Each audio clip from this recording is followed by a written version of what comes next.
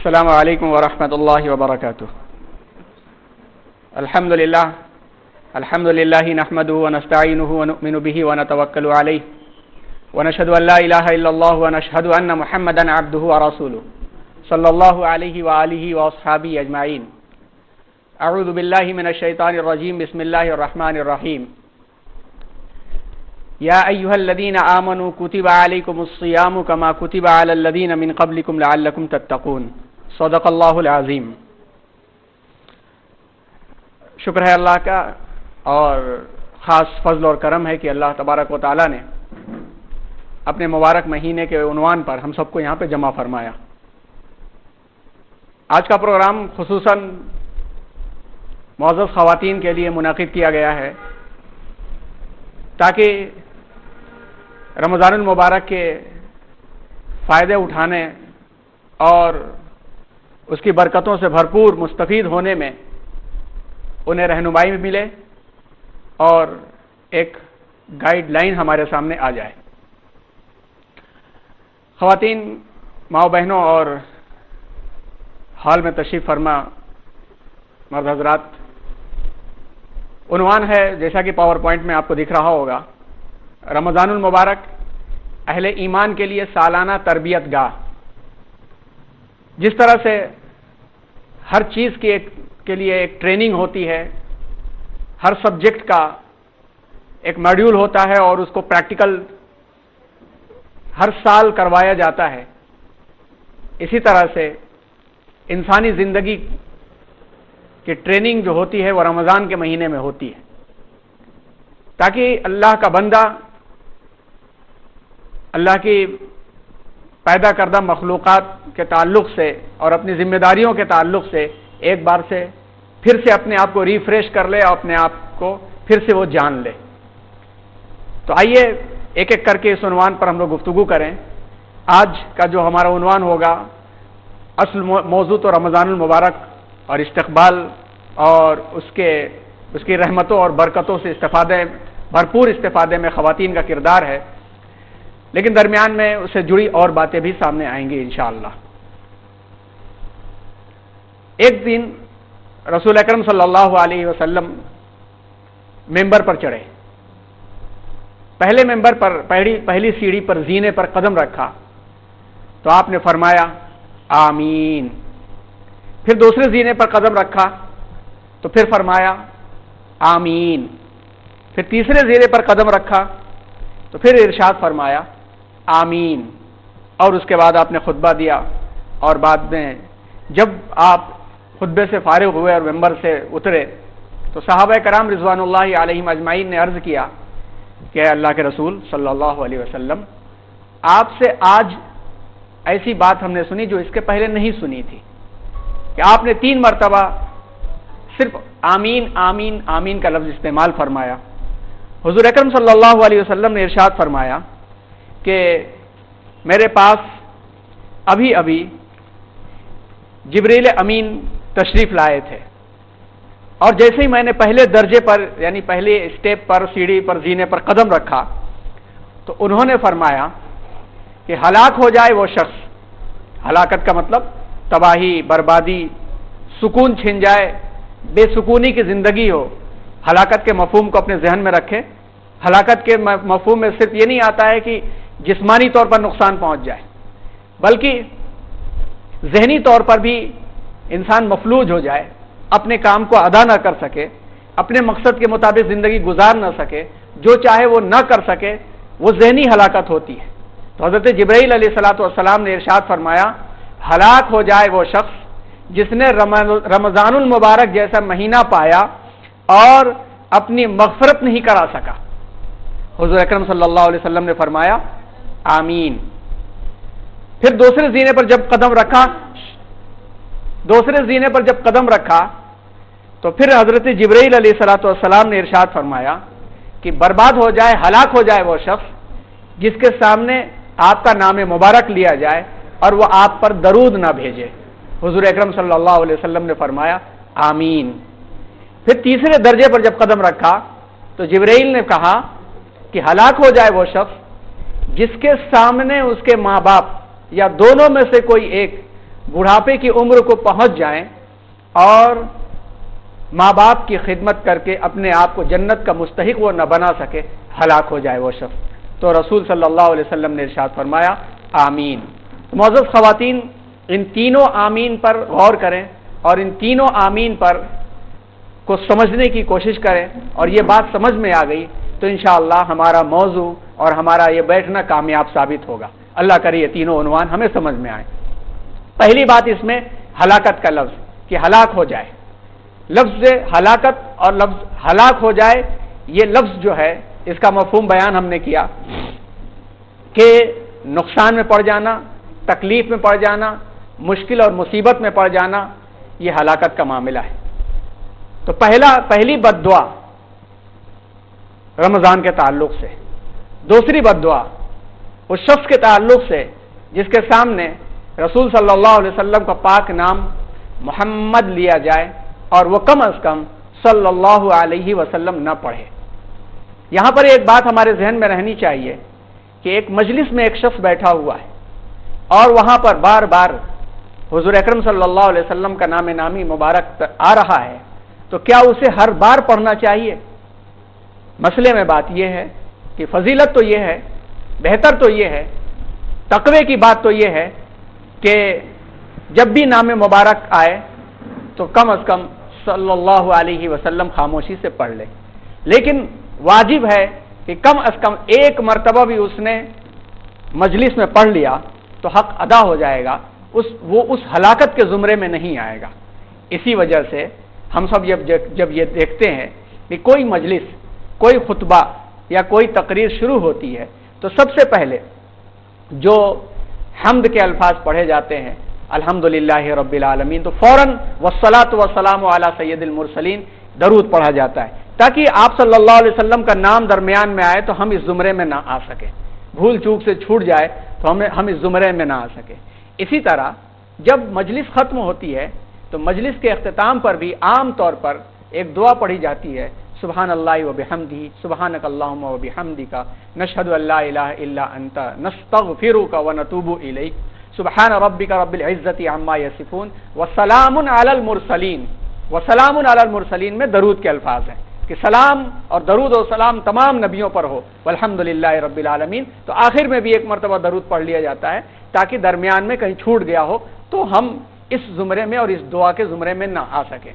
تیسری جو بد دعا ہے وہ یہ ہے بڑی والدین کے تعلق سے، چونکہ آج کا عنوان والدین کا نہیں ہے، پھر بھی یہ درخواست کی جاتی ہے کہ سورہ بنی اسرائیل وقضى ربک الا تعبدوا الا ایاہ جہاں سے شروع ہے تذکرہ 15واں پارہ، وہ پورا چیپٹر پڑھ لینا چاہیے، ہر ماں باپ کو بھی پڑھ لینا چاہیے، اور بچے قبل اس کے کہ ان کے ہاتھوں سے نکلے وہ چیپٹر بچوں کو بار بار پڑھوانا چاہیے، اور پاسبل تو ہے ہی تھوڑی کوشش کر کے اس کا انگلش ٹرانسلیشن بڑے فلیکس میں پرنٹ کرا کے گھر میں لگا دینا چاہیے کہ ماں باپ کے 13 جو حقوق ہیں وہ 13 حقوق بچوں کے اندر آنے ہی چاہیے، اور اگر اس میں بچہ ماں باپ کی کمی کے باعث ہلاکت میں پڑتا ہے تو ماں باپ بھی ذمہ دار ہوں گے کہ یہاں پر بد دعا جبریل امین کی زبان سے نکل رہی ہے اور آمین کہنے والے سید الکونین ہیں۔ تو یہاں پر دیکھیے 3 بد دعائیں ہیں۔ حضرت جبرائیل علیہ السلام نے اپنی جانب سے ہرگز نہیں کہا، کیونکہ فرشتوں کا معاملہ ہی نہیں ہے کہ وہ سوچ کر کے کوئی جملے بنائے، ان کے اندر جو فیڈ ہوتا وہی نکلتا ہے، فرشتوں کا معاملہ ہے۔ تو اللہ رب العزت نے یہ اعلان کروایا انسانیت کی رہنمائی اور ہدایت کے واسطے، اور واسطہ بنے جبریل امین فرشتوں کے سردار، اور اس پر مہر لگانے والے، اس پر آخری مہر آمین کی لگانے والے سید الکونین سید الرسول جناب محمد رسول اللہ صلی اللہ علیہ وسلم۔ تو سمجھ لیں کہ رمضان کے تعلق سے اور درود کے تعلق سے اور والدین کی خدمت کے تعلق سے کوئی شخص اس طرح نہیں کرتا ہے تو اس کی ہلاکت میں کوئی شک نہیں ہے۔ آج اپنی امت کے مسائل کو دیکھیں تو اگر غور کریں تو یہ تینوں چیزیں ہمیں نظر آ جائیں گی۔ خیر آگے بڑھتے ہیں۔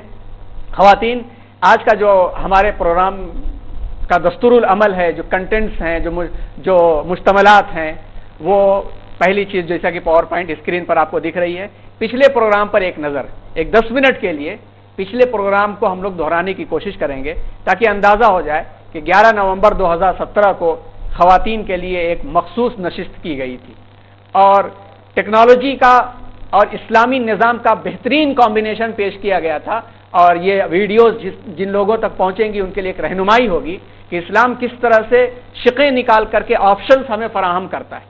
کہ پاور پوائنٹ کا استعمال کیا گیا اور اس پاور پوائنٹ کو خواتین کے ہال میں ڈسپلے کیا گیا اور مرد حضرات کے لیے اور اسپیکر کے لیے ایک الگ کمرہ رکھ دیا گیا، پردے کا پردہ رہا اور بات مؤثر انداز میں پہنچ گئی. اسی کا دوسرا عنوان آج ہے. پھر دوسرا دستور العمل میں ہوگا شعبان اور استقبال رمضان. تیسرا ہوگا رمضان کے 3 عشرے. چوتھا ہوگا قرآن کا مہینہ، رمضان اور تراویح، شب قدر اور اعتکاف. تو آئیے سب سے پہلے سرسری طور پر پچھلے پروگرام جو 11 نومبر کو جو ہوا تھا اس پر ایک نظر ہم لوگ دوڑاتے ہیں. پچھلا جو ہم لوگوں کا عنوان تھا اس کا ٹائٹل تھا خیر متاع الدنیا المرأۃ الصالحہ، نیک خاتون دنیا کی سب سے عظیم الشان دولت ہے، اور اسلام کی ارتقاء میں خواتین کا کیا کردار رہا ہے. یہ عنوان اس وقت طے کیا گیا تھا جس وقت تاریخ اسلام اور افکار کے عنوان پر خلفائے راشدین، صحابہ کرام، مجاہدین اسلام، ان کا تذکرہ چل رہا تھا. تو اس تذکرے کے درمیان میں یہ بات بار بار آ رہی تھی کہ یہ خلفائے اربعہ ہیں اور صحابہ کرام ہیں، جلیل القدر صحابہ کرام ہیں، یہ حضرات آگے بڑھے اور ان کی وجہ سے اسلام کو استحکام ملا، تو خواتین کا کیا رول اور کردار تھا. تو اس عنوان پر ایک بہت تفصیلی پریزنٹیشن 11 نومبر کو ہوا تھا جس میں یہ بات پیش کرنے کی کوشش کی گئی تھی کہ عورت، مختلف مذاہب میں عورت کا کیا مقام ہے. ان کی مقدس کتابوں میں پڑھو تو عورت کے تعلق سے کیا فکر پائی جاتی ہے. یونان اور روم میں عورت کے بارے میں کیا کہا جاتا ہے. لیکن تاریخ اخلاق یورپ میں جن الفاظ کو اس نے استعمال کیا ہے اس کے حوالے سے بات آئی. اسی طرح سے مل جو مشہور ایک انٹلیکچوئل ہے، ایک دانشور ہے، اس کے تعلق سے بات آئی. یہودیت میں عورت کے تعلق سے کیا ہدایات ہیں اور کیا عورت کا مقام ہے. عیسائیت میں عورت کا کیا مقام ہے، ان کے اسکرپچرز میں اور ان کی مقدس کتابوں میں کیا ملتا ہے. اور پھر ہندوستان کے مذاہب میں عورت کے تعلق سے جو خیالات ملتے ہیں، یہ تمام کی تمام تفصیلات سامنے آئی تھیں بدھ مت کے تعلق سے. پھر عربوں کا جو دور جاہلیت تھا اور عورتوں کے تعلق سے ان کے ہاں جو معاملہ تھا وہ تو اور ہی خطرناک تھا. سب تو بعد میں کوئی ستی کی رسم بعد میں کرتا تھا، کوئی عورت کے تعلق سے تھیوری بیان کرتا تھا، مگر عربوں کا دور جاہلیت جو تھا، اسلام سے پہلے جو تھا، وہاں تو عورت بچی کو پیدا ہوتے ہی زندہ گاڑ دیا کرتے تھے.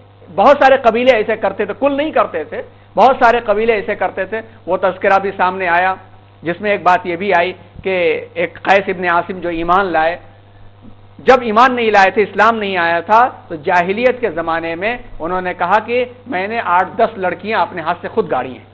تو یہ سب تفصیلات آئی تھی.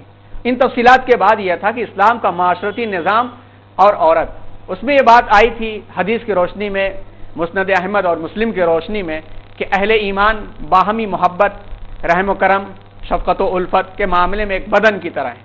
جب بدن کا کوئی عضو بیمار پڑتا ہے تو پورا بدن جاگ کر اور بخار میں مبتلا ہو جاتا ہے. تو اسی طرح سے اسلامی معاشرے میں مرد اور عورت کا حال ہے. اونچ اور نیچ کا معاملہ ہے ہی نہیں. سمجھنے کی بات ہے کہ انسان کی سمجھ کا معاملہ کیا ہے.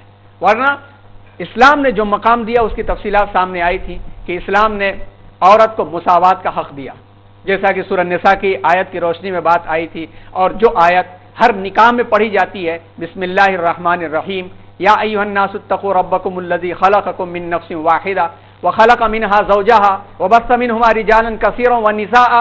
رجالا اور نساء تذکرہ برابر کیا گیا، جوڑے کا تذکرہ کیا گیا، ایک ماں اور باپ سے پیدا کیا گیا، برابری کا معاملہ یہاں پر پیش کیا گیا.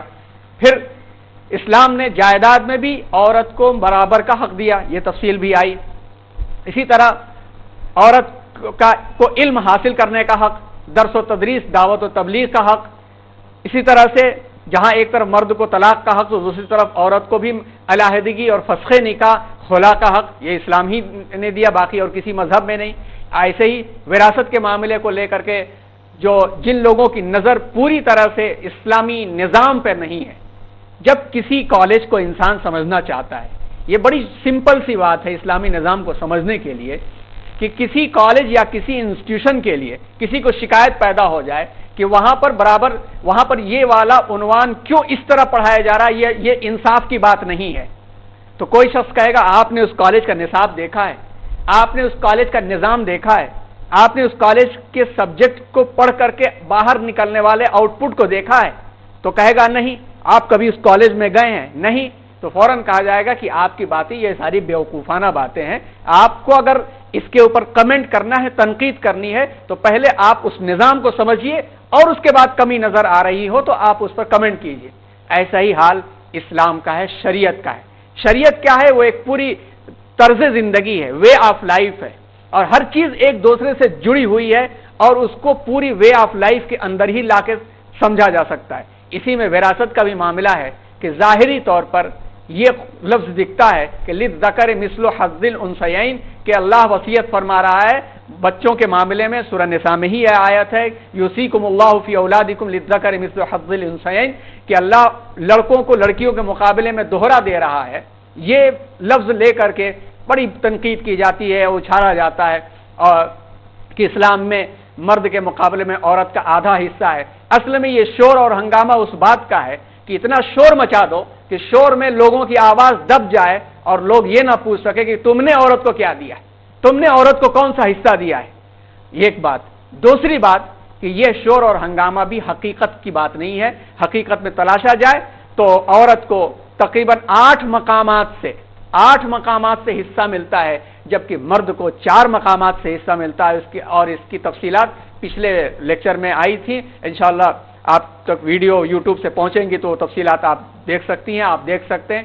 اسی طرح سے پچھلے لیکچر میں یہ باتیں بھی سامنے آئی تھی کہ اسلامی تاریخ میں سب کی محسنہ خواتین کون کون سی ہیں۔ جس طرح سے اسلام پر خلفائے راشدین کا احسان ہے، تو اسی طرح سے سیدہ خدیجۃ الکبریٰ رضی اللہ تعالی عنہا، سیدہ عائشہ صدیقہ رضی اللہ تعالی عنہا، امہات المؤمنین اور اولین صحابیات، ان کے احسان سے بھی کوئی شخص بری نہیں ہو سکتا، اور اسلام کے ارتقاء میں ان کا بھی برابر کا حصہ ہے۔ دیگر ممتاز خواتین کا بھی بہت تفصیل کے ساتھ تذکرہ آیا تھا کہ ایک طرف سیدنا حضرت عمر فاروق رضی اللہ تعالی عنہ کے خیال پر، دعاؤں پر، ان کی تائید میں آیتیں نازل ہوئیں، تو اسی طرح سے چند خواتین کا بھی یہاں پہ تذکرہ کیا گیا تھا۔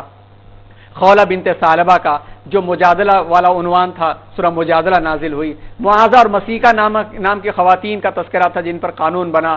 ام القجا الانصاریہ کا تذکرہ، کبیشہ بنت مان کا تذکرہ، ام کلثوم بنت عقبہ یعنی سورہ ممتحنہ کے نزول سے خواتین کے لیے حکم صادر کرانے والی خاتون، ان خواتین کا تذکرہ آیا، اور پھر تاریخ کی روشنی میں بھی کچھ باتیں سامنے آئیں کہ اسلام نے ایک حدود کے بعد سائنس اور ٹیکنالوجی اور تعلیم و تربیت کے عنوان میں خواتین کو آگے بڑھایا ہے، خواتین آگے بڑھی ہیں، اور چند ویڈیوز بھی پیش کی گئی تھی جس میں فاطمہ الفہر نام کی خاتون کا تذکرہ آیا تھا کہ جنہوں نے مکمل یونیورسٹی کی شکل میں جو ادارہ ہوتا ہے، اس ادارے کو انہوں نے 11ویں صدی عیسوی میں قائم کیا تھا، جبکہ عام لوگوں کے سامنے یونیورسٹی کا اس طرح کا کانسیپٹ نہیں تھا۔ فاطمہ الفہری کا تذکرہ آتا ہے۔ ایسے ہی اس زمانے میں راستہ پانے کی خاطر جو آسٹرولیب مشہور تھا، گویا آج کے زمانے کا جی پی ایس سسٹم جو کہہ لیا جائے کہ جی پی ایس سسٹم کی طرح سے تھا کہ جس سے سمت معلوم ہوتی تھی اور نماز کے لیے قبلے کا رخ معلوم ہوتا تھا۔ اس میں بھی 9ویں صدی سے لے کر کے 12ویں صدی کے درمیان میں جو ترقیات ہوئی ہیں، اس میں ایک خاتون مریم، اور اتنا زیادہ ان کا آسٹرولیب بنایا ہوا استرلاب یا آسٹرولیب اتنا زیادہ اچھا ہوتا تھا کہ ان کا نام ہی مریم آسٹرولیبی کے نام سے مشہور ہو گیا۔ یہ لنک بھی ویڈیو کے ساتھ تھی۔ اور اس کے ساتھ ساتھ یہ تمام چیزیں بیان کرنے کے ساتھ آخر میں یہ بات آئی تھی کہ عورت کا جو یہ کردار اسلام عطا کرتا ہے، اس کردار میں عورت کے لیے محرم رشتہ داروں کو جو فراہم کرتا ہے، اس کردار کو جن خواتین نے سمجھ لیا وہ دامن اسلام میں داخل ہو گئی، اور 1000 مظالم کے باوجود بھی انہوں نے اسلام کا دامن نہیں چھوڑا۔ اس کی ایک مثال دے کر کے اس بات کو ختم کر کے اپنے اصل عنوان پر واپس آئیں کہ مثال کے طور پر جو شخص جتنا زیادہ اہم ترین ہوتا ہے، جتنا زیادہ معزز ہوتا ہے، اس کے لیے اتنا ہی زیادہ سیکیورٹی کا انتظام کیا جاتا ہے۔ Z+ سیکیورٹی کے تحت وہ چلتا ہے۔ یہ محرم رشتے جو ہیں یہ Z+ سیکیورٹی کے مانند ہے، اسلام نے جو فراہم کیا ہے۔ باپ اس سے بڑھ کر کے بچی کے لیے کون سیکیورٹی ہو سکتا ہے؟ بھائی اس سے بڑھ کر کے بہن کے لیے کون محافظ ہو سکتا ہے؟ شوہر اس کو تو لباس کہہ دیا گیا، انتم لباس لکم ہن لباس لکم، کہ تم ان کا لباس وہ تمہارا لباس کہہ دیا گیا، اور بیٹا بیٹے سے بڑھ کر کے ماں کے لیے کون محافظ ہو سکتا ہے؟ یہ چاروں طرف کی ایک سیکورٹیز ہیں جن کو جو اپنی جان تو دے دیں گے مگر عورت کی عزت پر آنچ نہیں آنے دیں گے. اور پچھلی مرتبہ یہ مثال بھی آئی تھی، اب تو اسی طرح کے بہت سارے اب تو معاملات پیش آنے لگے، اللہ حفاظت فرمائے سب کی. جب نربھیا کیس دلی کا ہوا تھا اس میں یہ بات بھی سامنے آئی تھی کہ جو لڑکا ساتھ تھا اس کی حرکتیں، اور پھر وہ لڑکا جس طرح سے دفاع نہیں کر سکا اور اس کو کنارے گرا دیا گیا، اور اس کے بعد وہ منظر عام پر بھی نہیں آیا. اس مقام پر اگر اس خاتون کے ساتھ اس کا بھائی یا باپ ہوتا تو پہلے وہ مرتا مگر اپنی بہن یا بیٹی کو مرنے نہ دیتا وہ.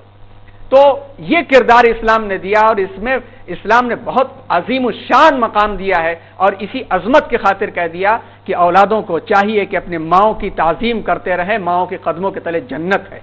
یہ مقام ہے، اس مقام کو لے تو قیادت وجود میں آتی ہے. اور اسی طرح سے ایک چھوٹی سی ویڈیو بھی سامنے رکھی گئی تھی کہ ان مقامات کے بجائے کیا آج ہمیں یہ مقام پسند ہے جو آئے دن ممبئی شہر میں آپ کو نظر آ جائے گی. ہر اسٹیشن پر ممبئی شہر میں آپ جائیں اور لیڈیز ڈبے کے سامنے کھڑی ہو جائیں تو آپ کے سامنے یہ کردار نظر آ جائے گا.